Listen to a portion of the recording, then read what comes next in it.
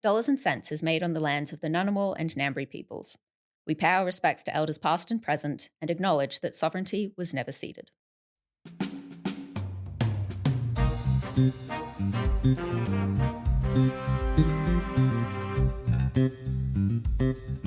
Hello and welcome to Dollars and Cents, the Australia Institute podcast where we're talking about just what the hell is going on in the economy.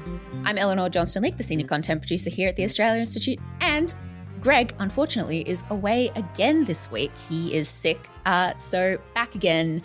Filling in is our senior economist, Matt Grudnoff. Hello, Matt. G'day, I'm back. You're back. What did you do to Greg? that voodoo doll that I've been sticking with pins is clearly working, it clearly is. I'm taking over Greg's job. Yeah, it'll be Dollars and Cents with Matt Grudnoff very soon. Very soon. Yeah, you'll change the logo. Well, Matt, there's a lot going on this week, which is funny because Parliament's not sitting, but there's still a lot going on.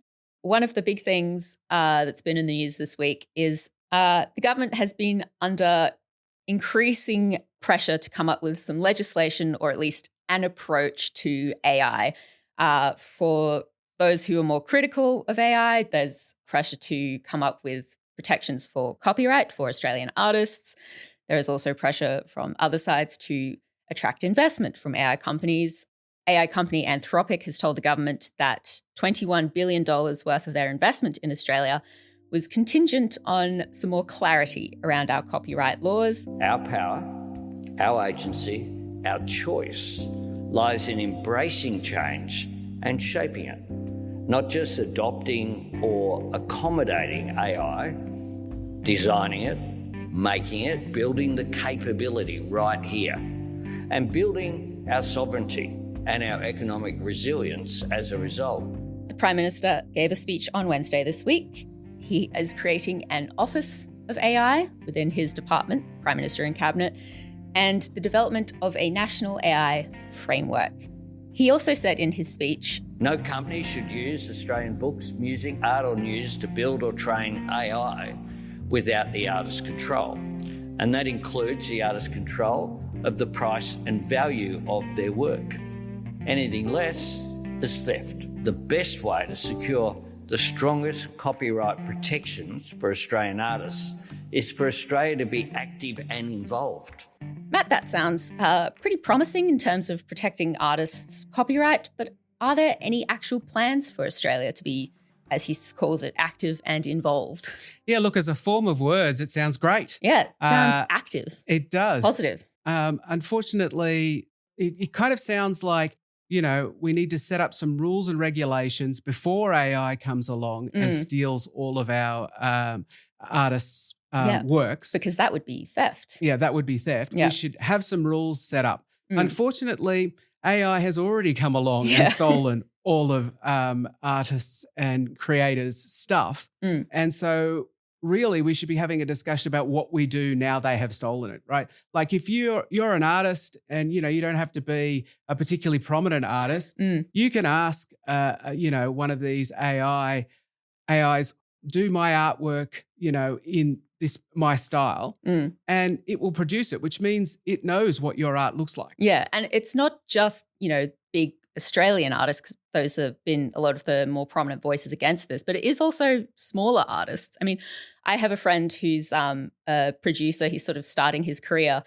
He's got, I think, around 5,000 followers on Spotify, and his art has been, fed into the models, and it's just like, so really no one is safe. No, and once it's in the model, it can't be taken out, right? No. Like the AI company can't go along and snip out one piece. That is impossible. The only way you could remove it is if they deleted the entire large language model and then retrained it, which is never, ever going to happen. No. So, the idea that somehow artists can opt out, well, maybe going forward, if we have some new regulations, that might be possible. But going backwards, that's impossible at this point. So really, this is more, we should be having a conversation about compensation, not whether or not artists can opt in or opt out. So there's nothing at the moment in terms of actually changing anything to protect copyright for artists. What about attracting investment for AI companies? Has there anything been said there? Yeah, look, the AI companies are saying, well, if you set up, nice regulations for us, regulations that are good for us. That, give them an exemption from copyright exactly laws. Right. Yeah. Things like that. Yep. Then they'll make a lot of investment. Now, when they talk about investment, they're talking about building data centers. Now, first up, locals don't really like having data centers built near them across the world, right? There's been a big reaction against this. And while the amount of money is eye-watering, right? It's truly huge amounts of money that these companies are pouring into building data centers. When you look at the actual economic benefit for the country that is hosting the data center, it is pretty tiny, right? There's a few jobs at the start in constructing. You need to build a warehouse to hold the GPUs. And, there's some cabling that needs to be done to set it all up. But all of the actual hardware gets imported in. So it's not made in Australia. It all just flows in from overseas. And once it's up and running, apart from somebody, a security guard, a facilities management person, and perhaps somebody to replace, a broken cable or something like that, there's almost no jobs at all in it. And even if we look at those construction jobs at the start, if you can construct a warehouse, you could also be constructing, apartment blocks or houses, which we would probably, if you asked Australians, would you prefer you were building data centers or would you prefer they were building apartment blocks and houses? Most people would probably say build the houses. Yeah. They're the things that we need at the moment. And so, where is the benefit of Australia? Well, the Prime Minister kind of intimated that part of the benefit of having data centers here means that we could shape AI. We could be a part of it. We could, we could design it. But that's not true either, right? Like a data center is plugged into the rest of the world. You could have data centers in Australia that are basically just running requests that come from anywhere in the world. And if we didn't have any data centers in Australia and they're all overseas, Australians could still plug in requests and they would just be processed wherever the data center is. It doesn't actually matter where the data center is. That's not going to change Australians' access to AI. They can be anywhere in the world. So the question is, well, do we want these billions of dollars of investment?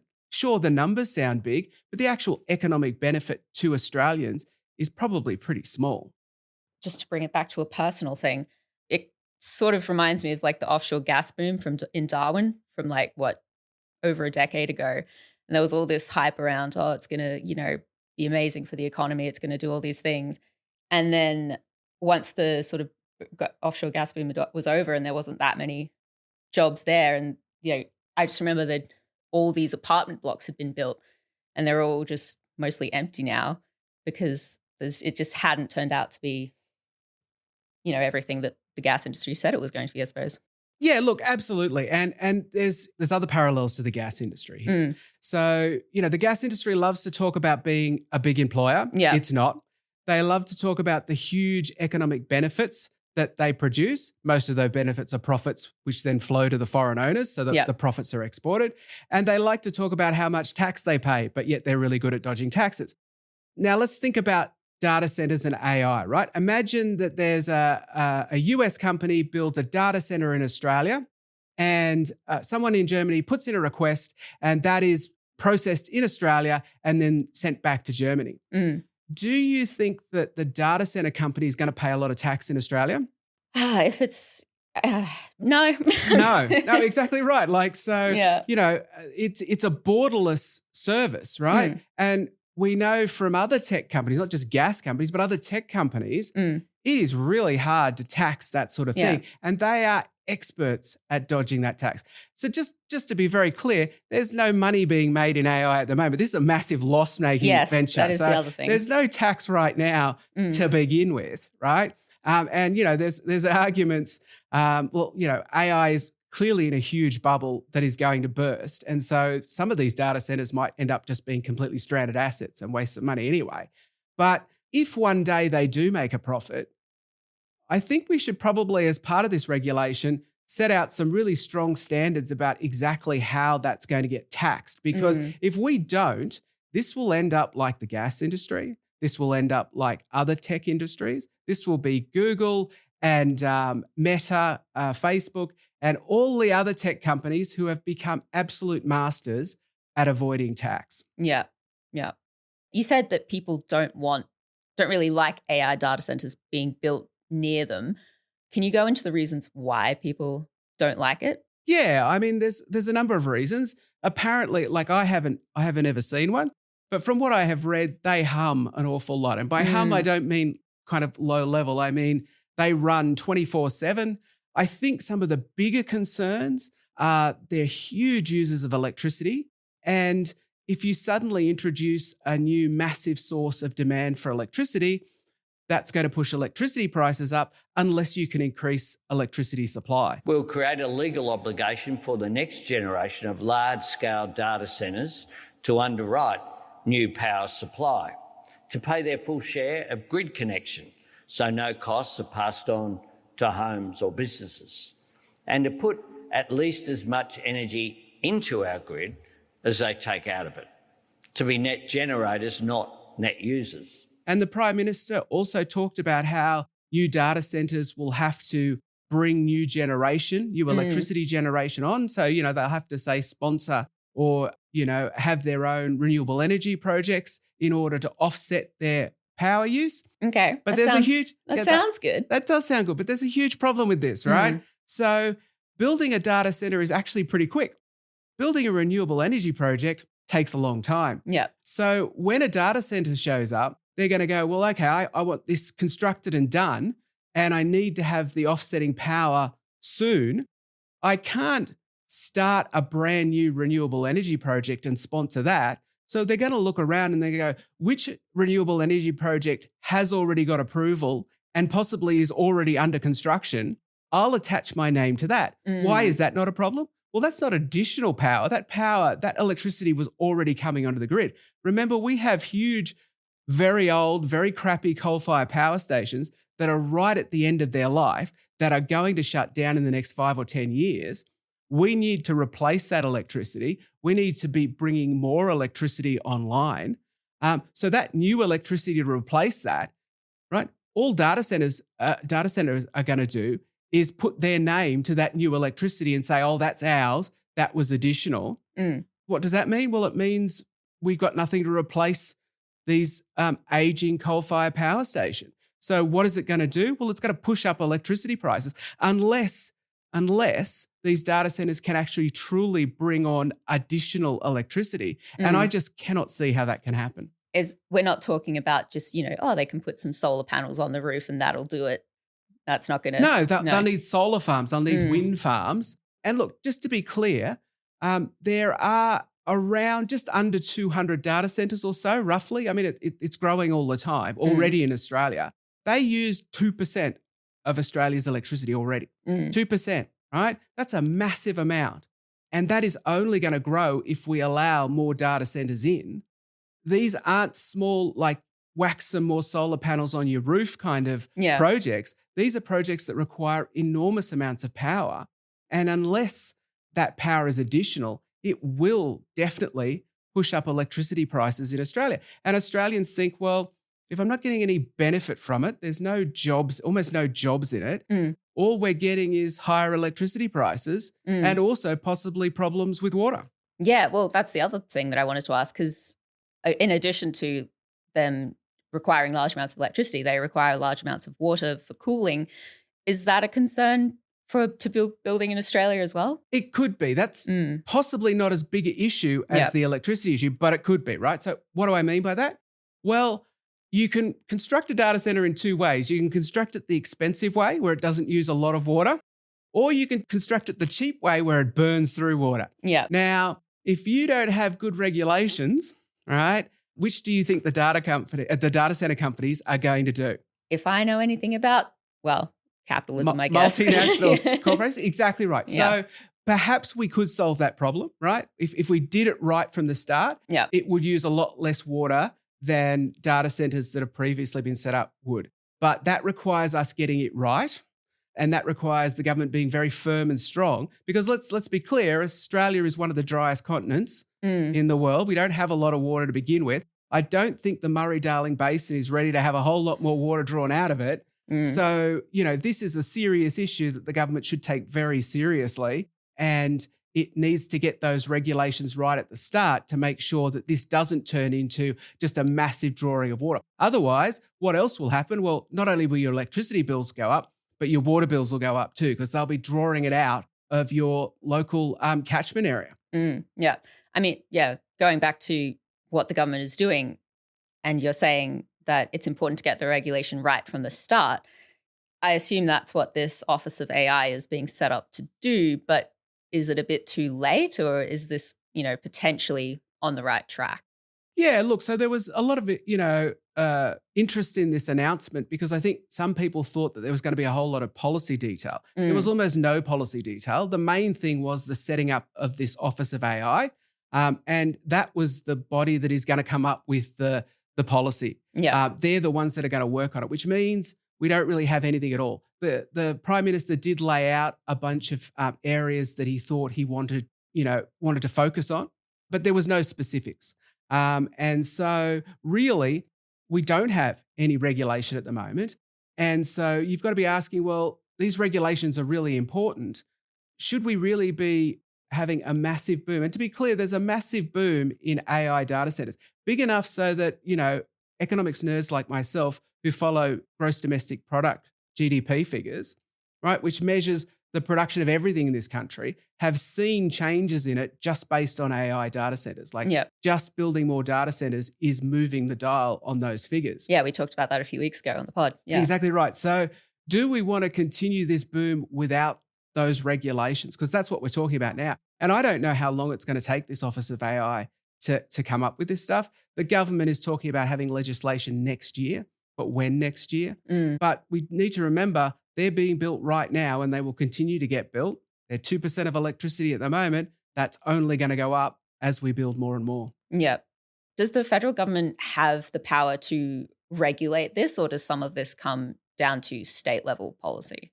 Yeah, well, exactly. When we're talking about data centers, the Prime Minister has said he wants a consistent set of regulations across all of Australia. Yeah. But for people that might think, well, actually, what building is built where is not a federal government issue at all. That's a state and local government issue. Yeah. So all the powers are actually at the state level. So if he wants consistent regulation across all of Australia, that will mean coordinating all the states and territories and getting them to all agree. So even when we're talking about how long this is going to take, right? Whenever you have to, round up all the state premiers and chief ministers together and get them all to agree on the same thing, that is again going to take even longer. And so, we shouldn't think that this is all going to be solved in the next few months. This is going to take a lot of time. Yeah. And if any listeners are interested in especially the copyright angle of all of this, our colleague Alice Grundy wrote a very, very interesting piece in The Conversation. She had a bit of a rant, I would say, but it was very insightful. So yeah, go there if you want to learn more. And moving on to other news this week, can't escape it, One Nation. They've been in the news a bit recently. Pauline Hanson was in the UK meeting with far-right leaders, including convicted criminal Tommy Robinson and former Neighbours actress Holly Valance. Important business there. Some comments from Malcolm Roberts on a podcast last year resurfaced where he was praising Vladimir Putin, saying he'd earned his respect by invading Ukraine, called the invasion a fight against the globalists. Moving on. But they have some, I suppose you could call them policy proposals this week, because they are, coming up with some policy now. Barnaby Joyce had some ideas this week. He said there should be a review of the RBA if One Nation wins government, that the RBA should have the ability to pressure governments to reduce inflation by cutting spending and red tape. He said the RBA has the one blunt instrument of setting rates and needs more power. He says that the Labor government has moved to making the RBA less independent, and One Nation would make it more independent. Matt, was there not a review of the RBA somewhat recently? There was certainly a review. This is a bizarre One Nation policy, can I say? So what Barnaby Joyce is basically saying is the RBA has control over interest rates. And, if it wants to slow the economy down because inflation's too high, then it can increase interest rates. But it should also be able to tell the government to cut spending and tell the government where it should cut spending. And the government should be forced to do this in order to slow the economy down. But only cutting spending and red tape, nothing else. No, not increasing taxes. No, that's crazy. But think about that for a second. You just said that Malcolm Roberts was railing against the globalists, right? The globalists are people, unelected elites, like the UN, that have complete control over Australia. They don't have any control over Australia, but, the one nation likes to think that. And in particular, they're annoyed because these people aren't elected by Australia, so why should they have control over Australia? Barnaby Joyce is suggesting that the Reserve Bank governor and the Reserve Bank board, completely unelected by Australians, should not only be able to change interest rates, but they should be able to change spending on programs. So if the RBA governor came out and said we should cut pensions, Barnaby Joyce is all in favour. If the RBA governor says, we should cut other programs, then these unelected people should have the power to do that. That's just insane. Not just because it's an insane idea. That's an insane idea from a party that rails against elite globalists, having power over people's lives. It's just silly. And look, why is this a silly argument? If you need to know, look, the government of the day decides who is on the RBA board. If the government of the day thought that they could change their spending priorities, who are they going to stick on the board? They're not going to stick independent people. They're going to stick hacks, right, that will support exactly what they want done.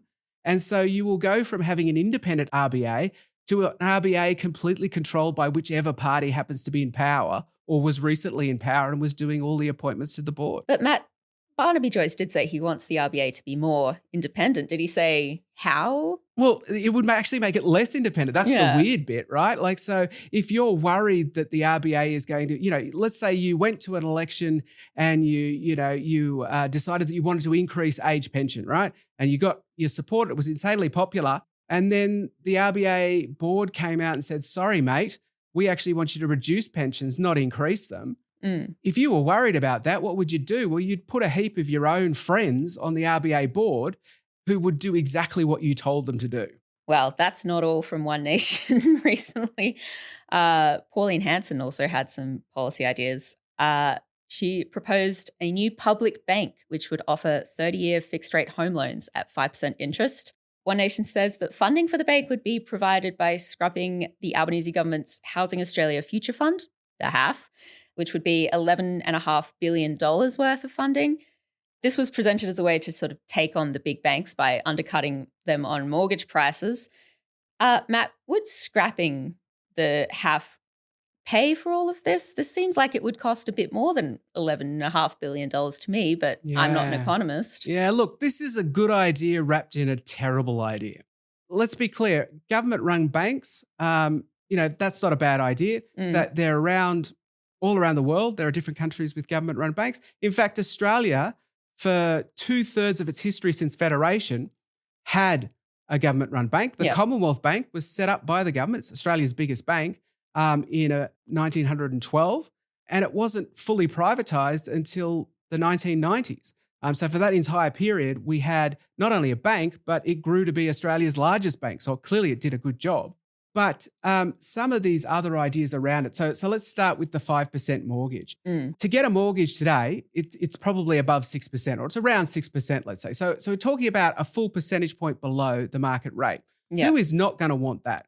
Everybody is going to want that mortgage. So that means that the government is going to be inundated with people who are after this. And so they immediately came out and said, oh, no, it'll be capped at $11.5 billion. Okay, that means that most people won't get this, only a small fraction of people. So how do they choose that people? Is it just first come, first served? Are they going to target different people? If so, why? Why just one small fraction? Yeah, well, I mean, interestingly, Hanson has actually proposed something similar previously. Back before the 1998 Queensland state election, she proposed a People's Bank that would give loans at a 2% fixed rate to farmers and small businesses. Maybe it'll be something similar to that. Maybe like that. And look, the other thing that was part of this was it was a 5% deposit, right? And so presumably you're targeting first home buyers. Most Yep. people already own a home, have built up equity in their home, and they don't need a 5% deposit. But if you're sort of targeting first home buyers with this 5% interest and a 5% deposit, what's that going to do? Well, that's going to increase demand for housing. All right. We know that does it. We know that when the government has basically got a similar scheme for first home buyers where they can get in with a 5% deposit, that increased demand for housing. How are they going to pay for it? Well, they're going to pay for it by getting rid of the HAF, which is a giant fund that builds more social and affordable housing. So if they do that, then less houses will get built. So they're increasing demand for housing at the same time they're decreasing supply for housing. What is that going to do? Well, that's going to increase house prices. So look, if you don't like affordable housing, if you think house prices should start increasing rapidly again, this is the perfect policy for you. For everybody that is concerned about housing affordability, this is a terrible idea. Well, I mean, it might not even be everyone in One Nation that thinks it's a good idea, because One Nation Treasury, emphasis on Treasury, spokesperson Barnaby Joyce seemed to walk back that this was an actual policy proposal afterward. He said this was a discussion piece. It's not policy. I think a lot of One Nation policy is going to be ideas that get floated. But also there's no, does anyone talk to each other before they talk about their ideas in public? Who knows? Yeah. Look, it has that look of something that was hastily put together of, oh, yeah, that sounds like a good idea, without fully thinking it through. Without telling this Treasury spokesperson? Yeah. Well, it's Pauline Hans's party, isn't it? Yeah, I suppose so. Yeah. Well, we'll see if One Nation, I don't know, get any cohesion, talk to each other a bit more before they come up with any more policy. Well, I reckon that's probably all we've got time for today, Matt. Thanks so much for coming back. Thank you for having me again. If Greg's back next week, you won't see me, but if that voodoo doll keeps working, I might be back again. Yep. All right. Well, this episode of Dollars and Cents was recorded on Thursday, the 16th of July, and things may have changed since recording. For more analysis, news, opinion, go to The Point. Matt has certainly written a lot about housing there if you're interested. And if you're interested in learning more about the gas industry, our boss, co-CEO Richard Dennis, has a new Vantage Point essay out, which is available for pre-order now. In More Fool Me, How the Gas Industry Tricked Australia, Richard examines how big gas pulled off perhaps the greatest con in Australia's history. And he outlines the simple steps we can take to fix this mess. You can pre-order it now for just $19.95 or subscribe to the Vantage Point series for just $64.95 to get 4 engaging essays a year. For a limited time only, pod listeners can use the code FOOLME, that's FOOLME, to receive a free copy of Richard's book, Econobabble, along with your Vantage Point subscription. Get yours now at australiainstitute.org.au/store or via the link in the show notes. Music, as always, is from Blue Dot Sessions. Thank you all for listening, and we'll see you next week. Bye.